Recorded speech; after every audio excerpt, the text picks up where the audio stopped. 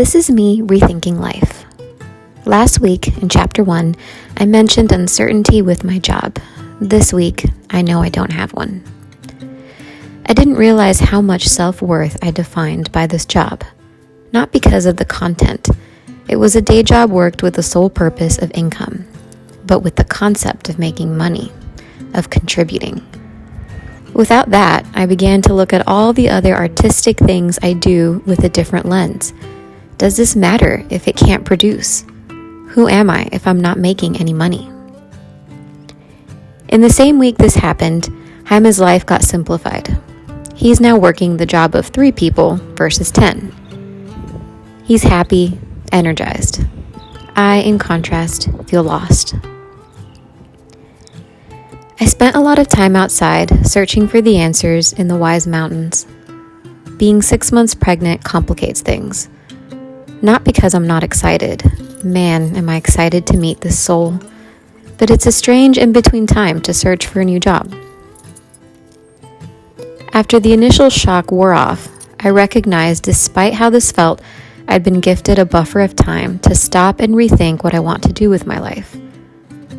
What do I want to do in exchange for money? Do I want to work for someone else again? What really matters? And what have I been contributing to the world? Admittedly, jobs, though supportive income-wise, have always suffocated my spirit slowly. No matter the gig, eventually being an employee becomes a dead end for me. It zaps my energy and gives me convenient excuses to stop doing the work I was called to do, to create.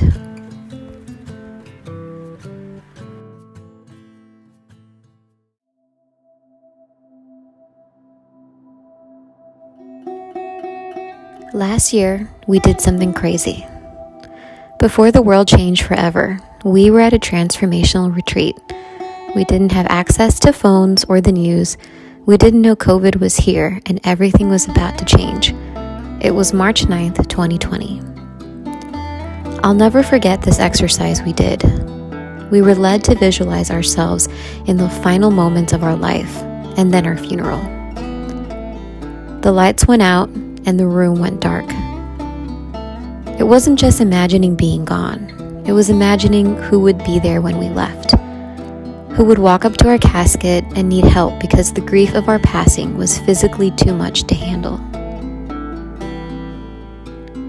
Who hadn't we called? Who hadn't we hugged enough? What did we leave undone?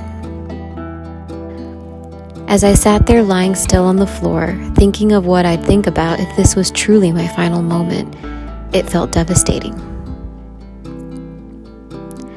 I know it seems crazy to willingly put ourselves through this, but we were never the same since in the best way.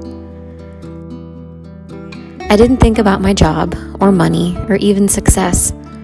When the lights turned on, it was like waking up to a new life.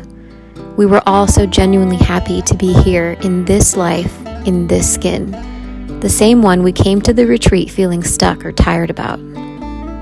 Jaime leapt and said the words, "I'm gonna live my life like it's my freaking job." And I felt it in my bones.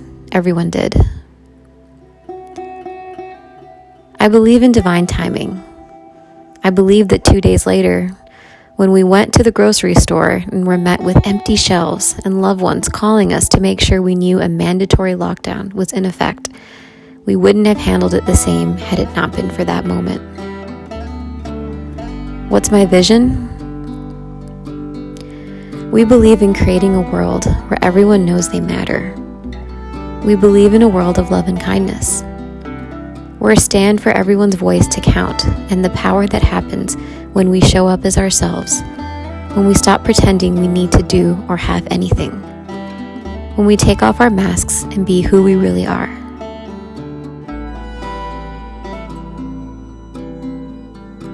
Hey you, nice to see you. It's been a while.